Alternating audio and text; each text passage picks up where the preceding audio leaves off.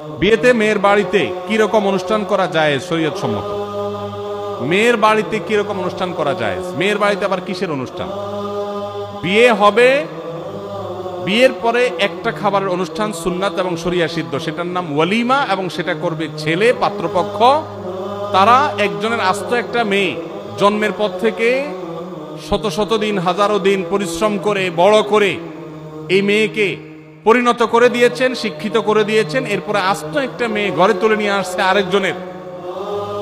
এই খুশিতে, নতুন বউ ঘরে আসছে, সেই খুশিতে সবাইকে খাওয়াবে, এটার নাম হলো ওয়ালিমা।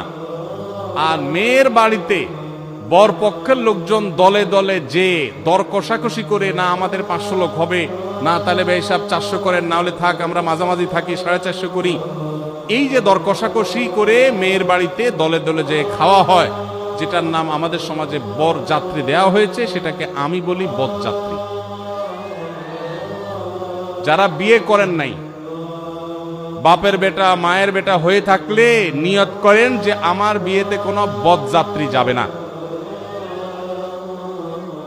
যেই বাপ মেয়েকে জন্ম দেওয়ার পর তাকে বড় করে তুলেছেন তিলে তিলে, আপনার তো বিয়ের পর শ্বশুর মশাইয়ের সামনে বসে দোজানো হয়ে বলা দরকার যে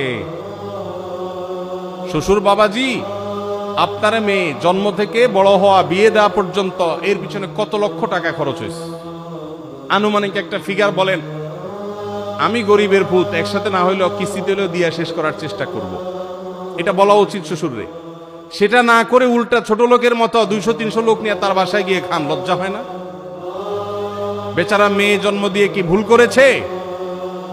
একজন মেয়ে বয়সে বিবাহের উপযুক্ত করা পর্যন্ত পড়ালেখা, খাওয়া দাওয়া, ঔষধ, চিকিৎসা, আদর, স্নেহ কত কিছু দিয়ে গড়ে তুলেছে।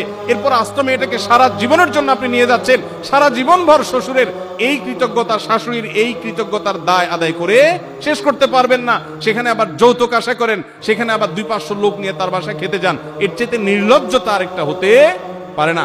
এই জন্য আমি এটাকে বলেছি, এটা বরযাত্রী না, এটার নাম বরযাত্রী। এই কুসংস্কার এবং অপসংস্কৃতি আমাদের সমাজ থেকে দূর করতে হবে। ছেলে পক্ষ খাওয়াবে, মেয়ে পক্ষ না। হ্যাঁ, মেয়ের বাবাকে আল্লাহ অঢেল দিয়েছেন, তিনি খুশি হয়ে সবাইকে খাওয়াচ্ছেন, ভিন্ন কথা। কিন্তু শর্ত দিয়ে, দাবি করে তার কাছ থেকে দর কষাকষি করে আদায় করলে সেটা অবশ্যই জুলুম হবে, এটা পরিহার করতে হবে।